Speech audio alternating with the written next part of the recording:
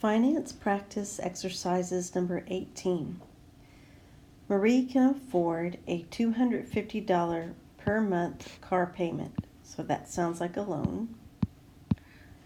She's found a 5-year loan at 3 4/10% interest. How expensive of a car can she afford?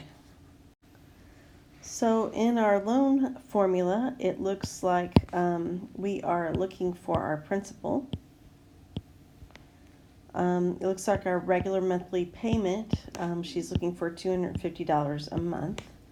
So our N will be 12. Our T will be 5 years, and our rate will be 3 4/10%. Okay, so let's go ahead and substitute all these values into the appropriate variable. I'll go ahead and pause. Okay, so I have substituted everything into our formula here. Our negative n times t will end up giving us negative 60. So after I substitute this into my formula, it looks like she can afford a car loan of $13,776.38.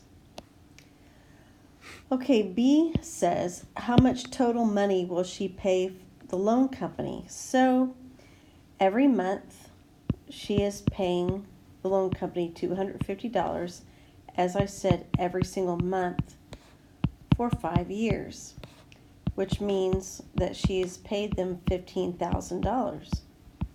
So remember, in this is principal and interest together.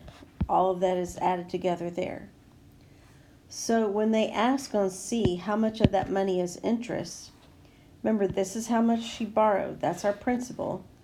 This right here is principal plus interest. So I hope you understand that it should be obvious that we subtract the two.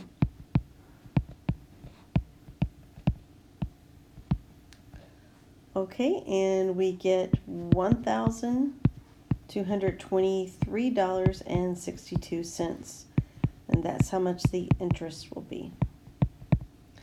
So don't do interest equals principal times rate times time. That needs to be used on our simple interest formula only.